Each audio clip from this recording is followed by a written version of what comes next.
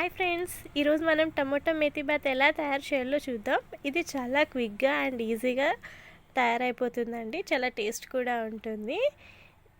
మనం దీనికోసం ముందుగా 1 గ్లాస్ బాస్మతి రైస్ కడిగి నానబెట్టుకుంటున్నాను. 15 నుంచి 20 నిమిషాలు నానితే సరిపోతుందండి.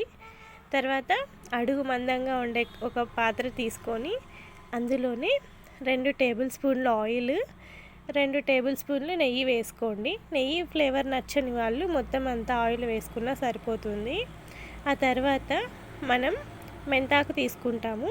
ఆ మెంతాకు బాగా డీప్ ఫ్రై చేసేస్తామండి ఆయిల్లో.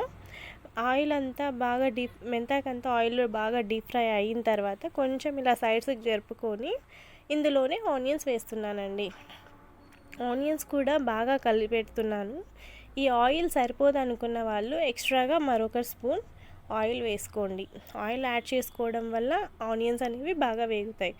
ఆనియన్స్ అన్నీ బాగా వేగిన తర్వాత అల్లం వెల్లుల్లి paste, 1 tablespoon garam masala, 1 tablespoon కారం, 1 టేబుల్ స్పూన్ పసుపు వేసుకుంటే సరిపోతుందండి. ఇందులో మనం పెద్దగా ఇంగ్రీడియంట్స్ కూడా ఏమీ పట్టవు. ఇవన్నీ ఒకసారి బాగా కలపండి. బాగా కలిపిన తర్వాత మనకి ఆయిల్ అనేది కొంచెం సపరేట్ అయిన తర్వాత సన్నగా తరిగి పెట్టుకున్న టొమాటో ముక్కలు యాడ్ చేసుకుంటాం.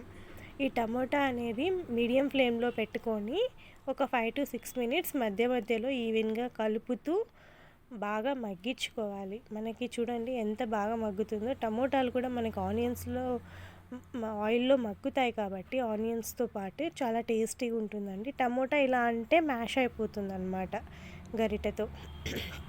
ఈ కన్సిస్టెన్సీ వస్తుంది. ఇప్పుడు చూడండి మనకు మొత్తం పూర్తిగా ఉడికింది. ఇక్కడ మనం చూడవచ్చు.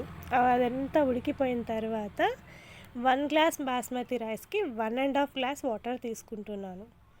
అదే నార్మల్ రైస్ చేసేవాళ్ళు 1 గ్లాస్ బియ్యంకి 2 గ్లాసెస్ వాటర్ యాడ్ చేసుకోండి. బాస్మతి రైస్కి కొంచెం వాటర్ అనేది తక్కువ పడుతుంది కాబట్టి నేను కొంచెం తక్కువ తీసుకుంటున్నాను. ఇందులోనే సాల్ట్ అండ్ ఆల్సో చిల్లీస్ కూడా వేసేస్తున్నానండి. వాటర్ అనేది బాగా రోల్ బాయిల్ అయ్యేటప్పుడు బియ్యం యాడ్ చేస్తున్నాను.